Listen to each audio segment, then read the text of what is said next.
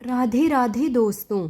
आज की कहानी में मैं आपको सुनाऊंगी दो ठगों के गजब कारनामे जो लोगों को लूटने का काम बहुत ही चतुराई से करते थे। तो चलिए कहानी शुरू करते हैं। बहुत पुरानी बात है। एक गांव में दो ठग रहते थे।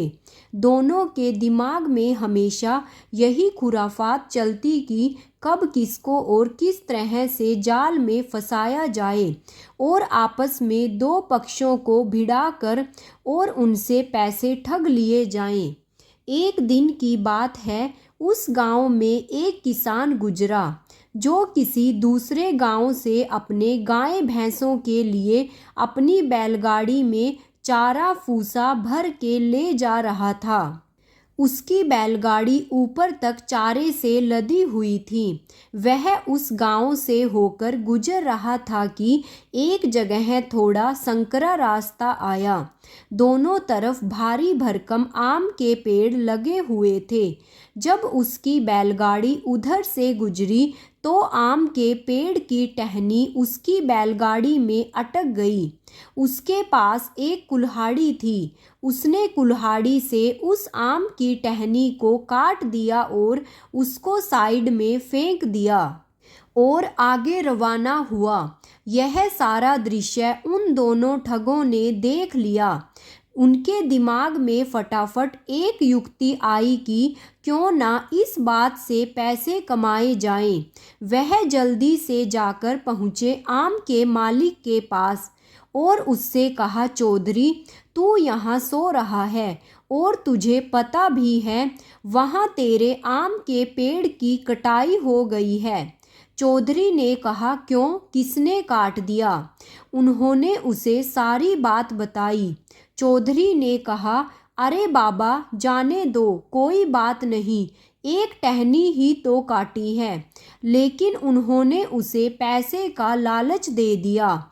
दोनों ने मिलकर चौधरी से कहा, एक टहनी की बात नहीं है, बात पूरे आम के पेड़ की है।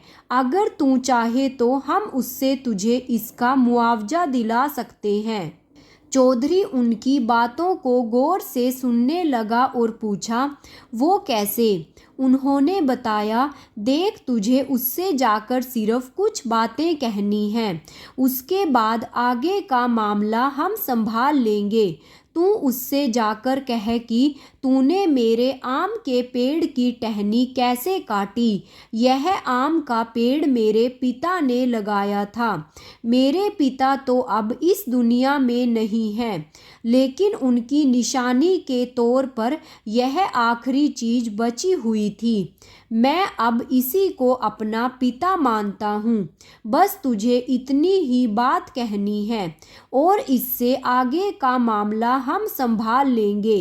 चौधरी भी लालच में आ गया और वह पहुंच गया सीधा उस बैलगाड़ी वाले के पास और उसे जाकर जोर से बोला, रुक, कहाँ चला जा रहा है?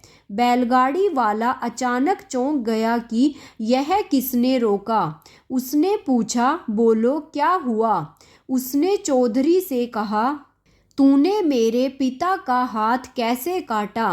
बैलगाड़ी वाला बेचारा डर गया और बोला, लेकिन मैंने तो किसी के पिता का कोई भी हाथ नहीं काटा। चौधरी उस पर चढ़ गया, नहीं नहीं, अभी अभी तूने जिस आम के पेड़ की टहनी काटी है वह मेरे पिता का लगाया हुआ था और उस आम के पेड़ को मैं अपने पिता के समान समझता हूँ। उसकी टहनी तूने काटी, इसका मतलब है कि तूने मेरे पिता का हाथ काटा है। अब इसका मुआवजा दे या फिर चल गाँव के ठाकुर के पास न्याय करने। बैलगाड़ी वाला बेचारा डर गया। उसने सोचा, थोड़ा कुछ ले दे के अगर मामला यही रफा दफा होता है तो इनसे पीछा छुड़ाओ। वो दोनों यह बात कर ही रहे थे। इतनी ही देर में दोनों ठग वहां आ पहुंचे। दोनों ने बोला, क्या हुआ भाई? चौधरी ने उसे सारी बात बताई। दोनों बोले, देख भाई, बैलगाड़ी वाले, तुझे मुआवजा तो देना पड़ेगा। अगर तूने मुआवजा नहीं दिया तो बात बढ़ेगी और मामला जाएगा सीधा ठाकुर के पास। अब वहाँ देख ले। तो बैलगाड़ी वाला बेचारा डर गया और उसने कहा, ठीक है, बोलो क्या देना है। दोनों ठगों ने मिलकर कहा, 1,000 रुपये। उसने कहा कि ठीक है। उसने उन्हें 1,000 रुपये दिए और आगे रवाना हो गया। 1,000 रुपये लेकर चौधरी ने जेब में रख लिए। ठगों ने कहा, चौधरी, हमारा हिस्सा दो। आधे पैसे हमारे, आधे पैसे तुम्हारे। यही बात तो हमारी हुई थी।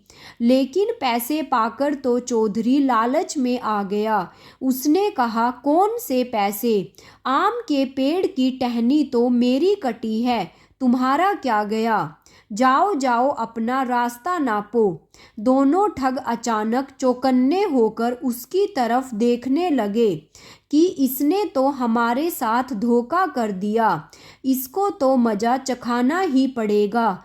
वह भागे भागे गए और उस बैलगाड़ी वाले का पीछा किया और भागते भागते उसको पकड़ लिया और उसकी बैलगाड़ी को रोककर कहा, सुनो भाई, हमें लगता है कि तुम्हारे साथ अन्याय हुआ है।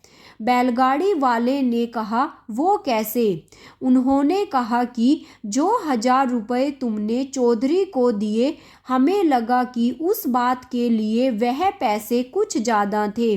अब तुम चलो, हम तुम्हारे 1,000 रुपये तुम्हें वापस दिलवाते हैं। तुम्हें चौधरी को इतने रुपए नहीं देने चाहिए थे। उसने पूछा, वापस कैसे मिलेंगे? तो उन दोनों ठगों ने उसे उपाय बताया और कहा, तुम्हें उससे जाकर सिर्फ यह कहना है कि तुम्हारे बाप का तो हाथ कटा है, लेकिन यह जो बैलगाड़ी है यह मेरी माँ की निशानी है। तुम्हारे बाप के हाथ की इतनी हिम्मत कैसे कि उन्होंने मेरी माँ पर हाथ डाला। बस उसके बाद बाकी की बात हम संभाल लेंगे। बैलगाड़ी वाले के दिमाग में बात बैठ गई। वह चला और सीधा पहुंचा चौधरी के पास। उसने चौधरी से कहा, चौधरी, जो मैंने तुझे 1,000 रुपये दिए हैं, मुझे मेरे पैसे वापस कर। चौधरी ने कहा, लेकिन क्यों? उसने कहा कि तेरे बाप का तो हाथ कटा है, लेकिन यह जो बैलगाड़ी है यह मेरी माँ को अपनी शादी की निशानी के तौर पर मिली थी। मेरी माँ तो अब इस दुनिया में रही नहीं, तो मेरी माँ की निशानी के तौर पर यह बैलगाड़ी ही है। तेरे बाप के हाथ की इतनी हिम्मत कि उन्होंने मेरी माँ की गाड़ी पर हाथ डाला, यह बात मैं बर्दाश्त नहीं कर सकता। इतनी बात होते होते वो दोनों ठग भी वहां आ पहुँचे। बैलगाड़ी वाला कहने लगा कि देखो भाई, इसने मुझसे 1,000 रुपये गलत ही लिए हैं। दोनों ठग भी उसकी हाँ में हाँ मिलाने लगे। उसने कहा, मुझे मेरे 1,000 रुपये वापस चाहिए। दोनों ठगों ने कहा, नहीं नहीं, स्त्री जाति का अपमान हुआ है। 1,000 में मामला रफा दफा नहीं होगा। सीधे सीधे 2,000 रुपये लाओ, नहीं तो हम यह मामला सीधा ठाकुर साहब के पास लेकर जाएंगे। फिर वो इस मामले में क्या न्याय करेंगे यह हमें नहीं पता। और सुना है हमारे ठाकुर साहब स्त्रियों के मामले में किसी की नहीं सुनते हैं। इतनी सब बातें सुनी तो चौधरी के तो होश रफा दफा हो गए। उसने सोचा कि 1,000 रुपये रखने से अच्छा है इनको 2,000 रुपये दो और अपना मामला यहीं पर निपटा दो। उसने सीधे सीधे 2,000 रुपये निकालकर बैलगाड़ी वाले को दे दिए। बैलगाड़ी वाला 2,000 रुपये लेकर चलता बना।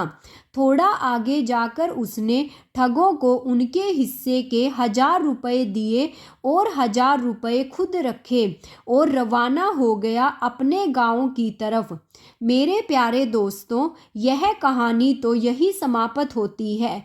अगर आपको कहानी पसंद आई हो तो प्लीज़ लाइक और शेयर करें, और अगर आप मेरे चैनल पर नए हैं तो प्लीज़ मेरे चैनल को सब्सक्राइब कर लीजिए। कहानी सुनने के लिए और अपना कीमती समय देने के लिए आप सभी का दिल से बहुत बहुत धन्यवाद। राधे राधे।